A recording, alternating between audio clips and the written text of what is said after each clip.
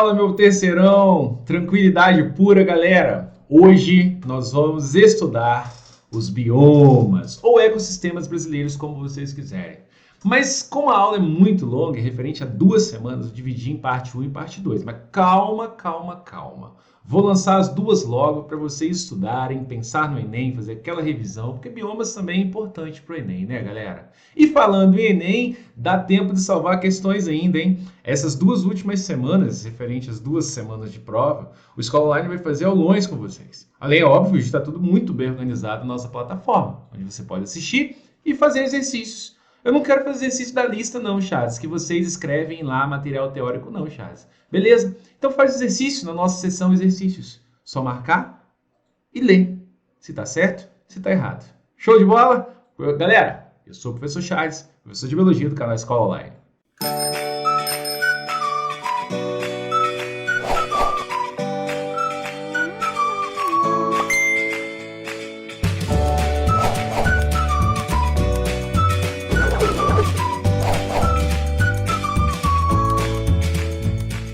Então, olha só. Começo aqui com o bioma Mata Atlântica.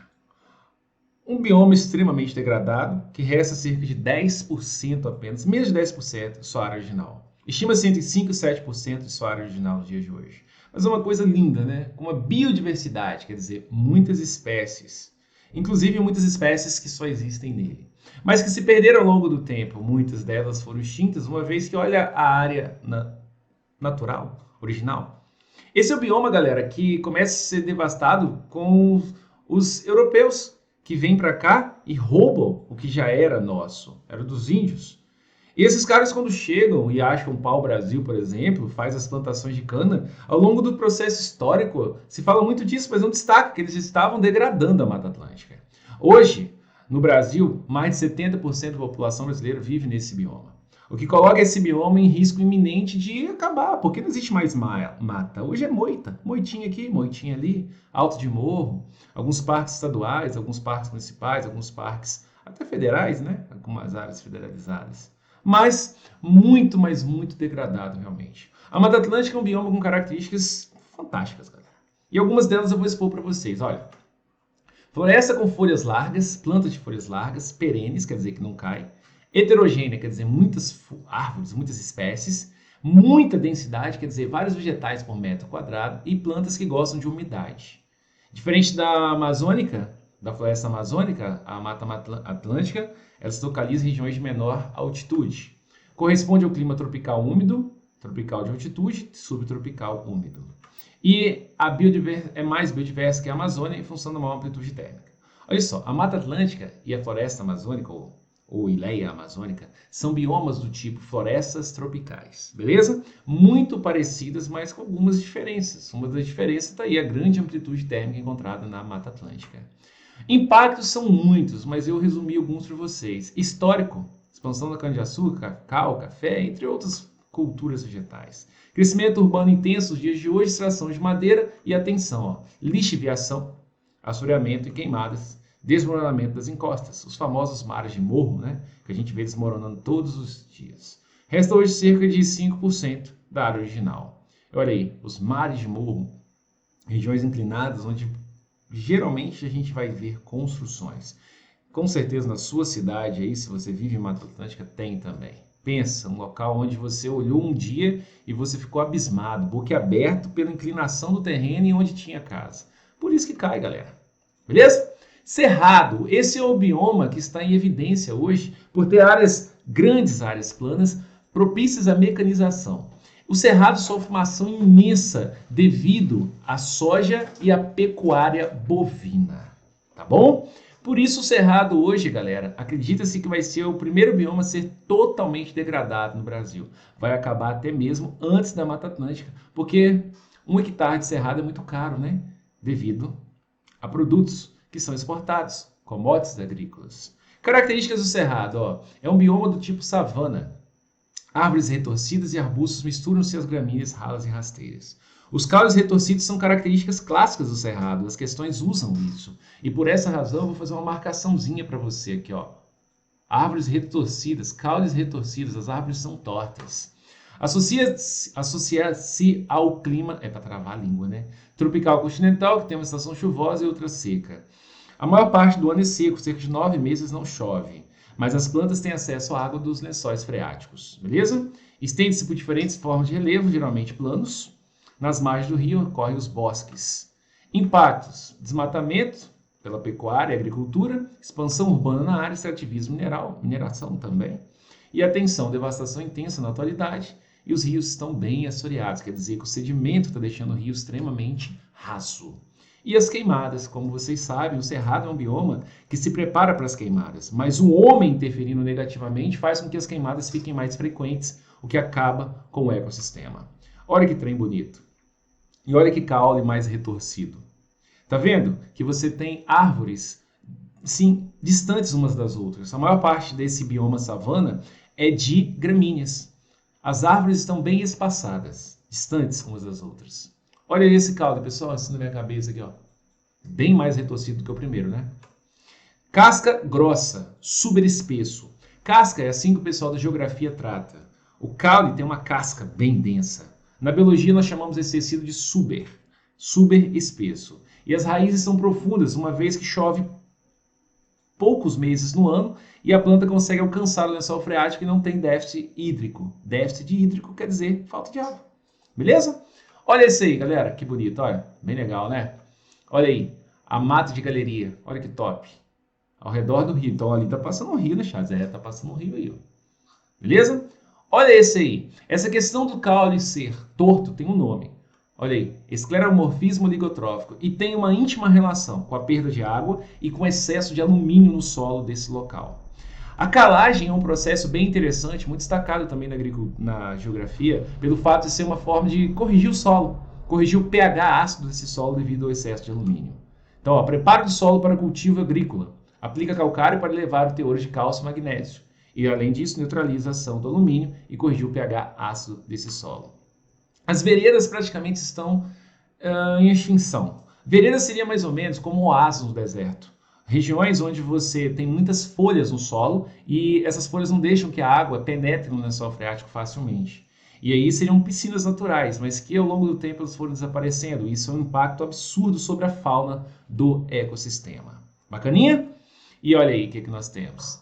Grandes, vastas áreas de soja a perder de vista realmente, porque o preço no mercado internacional é muito grande. Grande parte do PIB brasileiro vem dessas commodities agrícolas primárias, ou seja, produtos que não foram beneficiados. A gente coleta no campo e já manda exportação praticamente, ok? Então, impacto no cerrado, expansão das fazendas no agronegócio e, obviamente, não posso deixar de destacar o boi. Não é que a gente está demonificando, falando mal, a gente tem que ter ciência do que realmente ocorre e os passos negativos. Nunca se esqueçam que cada 1 quilo de carne bovina que você está com dificuldades para comprar, porque o preço é atrelado ao dólar, 1 quilo que esse povinho ganha aí, ó, de biomassa, investe-se 15 mil litros de água. 15 mil litros de água para 1 quilo de engorda de boi. É doideira, né, gente? É um gasto absurdo. Então, olha, um outro impacto, a fazenda de gado bovino. Chegamos à Amazônia, um ambiente, digamos que invejado por todos, mas que no Brasil nós estamos muito distantes de dar os verdadeiros louvores ao que nós temos. De modo que a gente pode fazer várias citações, mas a citação mais recente que eu tenho para vocês é o famoso Dia do Fogo, que hoje, passado um certo tempo, praticamente um ano e um pouquinho só, a gente pode falar que teve aí, infelizmente, a ajuda do governo federal, uma vez que ele não fala nada mal, ele fala que não existiu, ele fala que foi só a agricultura familiar colocando fogo na sua roça. Uma forma de esconder realmente os grandes, imensos indivíduos que impactam negativamente a nossa Amazônia. Né? Muito sério isso, galera. E não pode se esquecer jamais do nosso ministro Ricardo Salles, um grande criminoso, que vai ser processado com possibilidade até de ir à cadeia devido a muitos desmandos ilegais, como, por exemplo, retirar do IBAMA quem fiscalizava. Não pode fiscalizar. Se você fiscaliza, você vai sair. Além disso, carregamento ilegal de madeira no exterior e com conhecimento desse carinha aí que foi tirado do governo, quando ficou muito ruim a situação dele. Ricardo Salles. Esses caras todos ignoram, meus amigos, o que é científico. Como, por exemplo, os famosos rios voadores, rios aéreos. A evapotranspiração. As plantas têm folhas muito largas e tem muita água na Amazônia. Então se formam verdadeiros rios na atmosfera. Esses rios se deslocam por muitos e muitos quilômetros. Inicialmente eles vão até em direção ao Andes, mas como o Andes é muito alto, mais de 4.000 metros, não passa, então não chove por lá. Essas nuvens carregadíssimas acabam descendo para a região sudeste. E hoje é conhecido que os rios aéreos garantem a chuva na América do Sul. Então a Amazônia mostra, em termos de biodiversidade, em termos de necessidade nossa para com esse bioma. Algumas características eu quero destacar com vocês, como por exemplo as folhas largas, latifoliada, perene, não cai folha. Heterogênea, muitas plantas por metro quadrado. Densa, aliás, heterogênea, muitas plantas de diferentes espécies. Densa, muitos metros quadrados. Hidrófila, quer dizer que gosta de água. 3 níveis de vegetação que eu vou mostrá-los no desenho. Mata de igapó, mata de várzea e mata de terra firme. Eu vou te falar que tem plantas que estão dentro da água, outras que são inundadas em determinada época e outras que nunca são inundadas devido ao local onde estão. Associado ao clima equatorial, é uma floresta tropical de clima equatorial, apresenta solo com baixos índices de fertilidade. Por isso que nós, biólogos, sempre falamos que é muito sério o desmatamento na Amazônia. Uma vez que você tirando a mata de lá, os animais de lá, você tira a matéria, o solo é pobre, então tende realmente a ser uma savana, cara. Ok? Enorme biodiversidade, negócio realmente descomunal. Impactos a gente vai enumerar aqui muitos slides, então eu resumi mesmo. Avanço da agropecuária, principalmente gado bovino, construção de hidrelétricas, governos anteriores construíram muitos, tinham plano de construir muito mais. Extração de madeira, principalmente ilegal, crescimento demográfico na área, vários governos já falaram sobre adensar demograficamente a Amazônia. Extrativismo mineral tem sim áreas como a RENCA, Reserva Nacional de Cobre Associados, que se for se extrair lá tem bilhões, trilhões, mas será que realmente a gente não teria muito mais dinheiro mantendo essa mata em pé e buscando, por exemplo, princípios ativos, aumentando o turismo ecológico na área? Pois é, o Brasil tem um potencial imenso, basta inteligência, falta inteligência, aliás. Construção de rodovias e atenção, lixiviação, acionamento dos rios e queimadas. Bacana, pessoal? Aqui eu destaco para você a questão das plantas. Olha, mata de igapó está dentro do rio. Várzea, se esse rio enche, ela está inundada. Terra firme, aqui não chega água, não. São os níveis. Outra coisa que chama muita atenção na floresta amazônica são os estratos. Eu uso dizer que são florestas dentro de florestas. É o que vocês estão vendo aí, galera. Tá vendo? Você tem árvores muito baixas e árvores muito altas, chegando ali um estrato arbóreo de mais de 40 metros.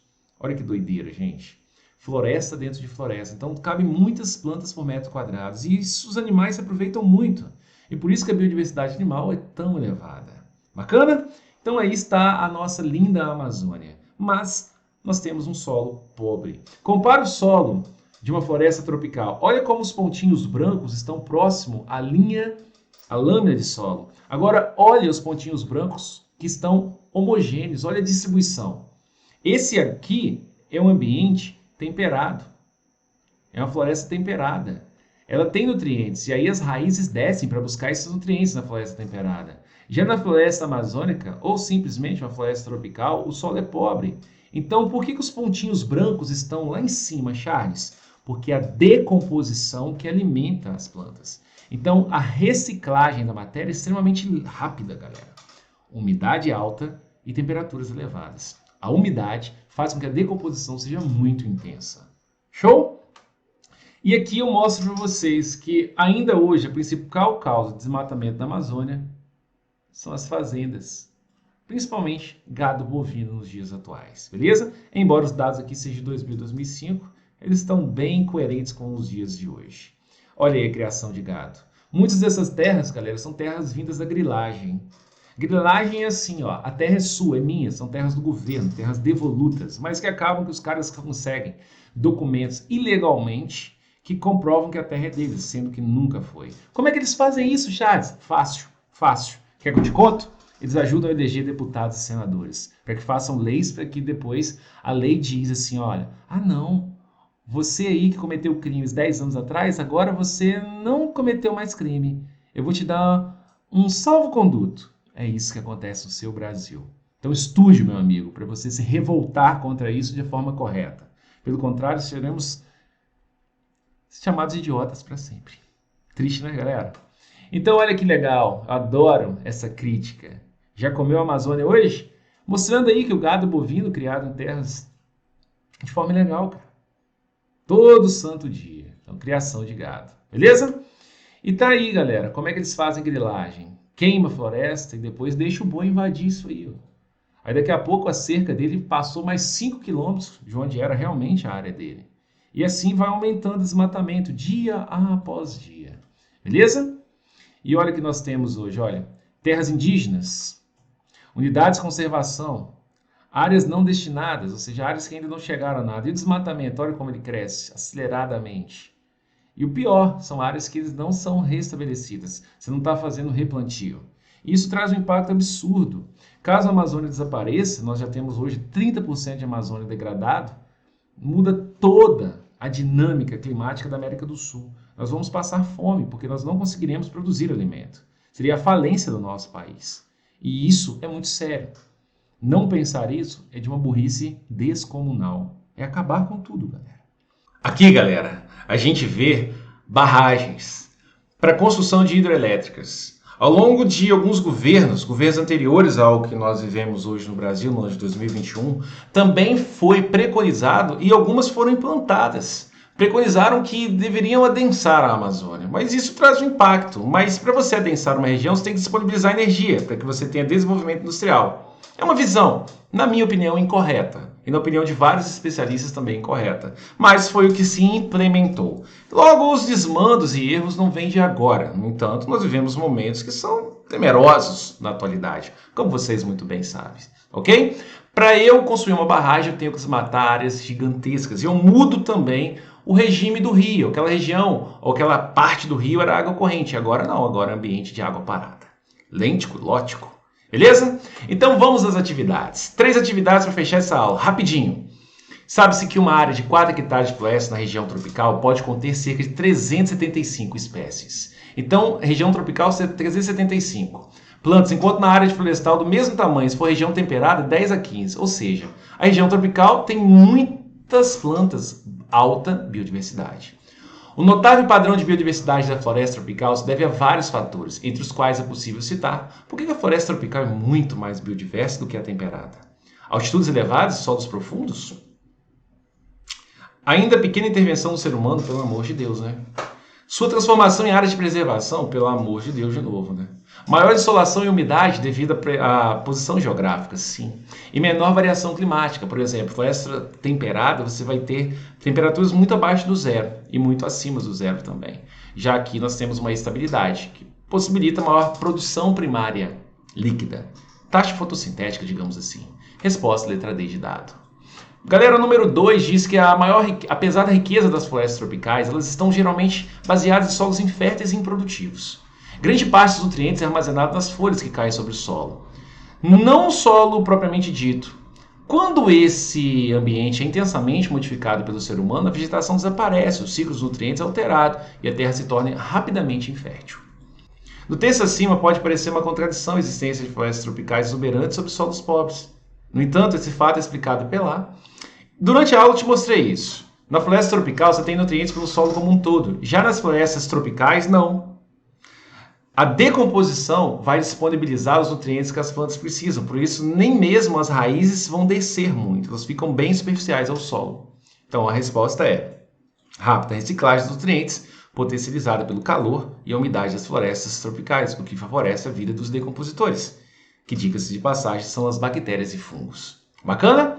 Atividade 3 diz que em uma aula de biologia sobre formação vegetal brasileira, a professora destacou que, em uma região, a flora convive com condições ambientais curiosas. As características dessas plantas não estão relacionadas com a falta de água, mas com as condições do solo. Mata agora. Que é pobre em sais minerais. O solo é ácido e rico em alumínio. Além disso, essas plantas possuem adaptações ao fogo. Pessoal, Que bioma é esse, hein? Vamos escrever juntos? Cerrado? Bacana. Identifiquei que é o cerrado, questão do Enem. Agora eu vejo aqui, ó, as características adaptativas das plantas que correspondem à região destacada pela professora são raiz escória respiratória, isso é encontrado em mangue, aula 2, parte 2. Raiz tubulares, folhas largas, isso tem a ver com Mata Atlântica e Floresta Amazônica. Casca grossa e caules retorcidos, interessante. Raiz aérea perpendicular ao solo, esse tipo de raiz é raiz de mangue, para buscar oxigênio na atmosfera. Letra E, folhas reduzidas modificadas em espinhos, isso tem a ver com caatinga. Então a resposta é casca grossa e caules retorcidos, casca que a gente chama de superespesso. Caules retorcidos, oligomorfismo, escleromorfismo oligotrófico. Nossa senhora, escleromorfismo oligotrófico. Com isso nós terminamos a primeira parte e a parte 2 vai estar aí para vocês. Beleza? E olha a prova do Enem, hein? Esquece não. Valeu, galera! Vamos lá!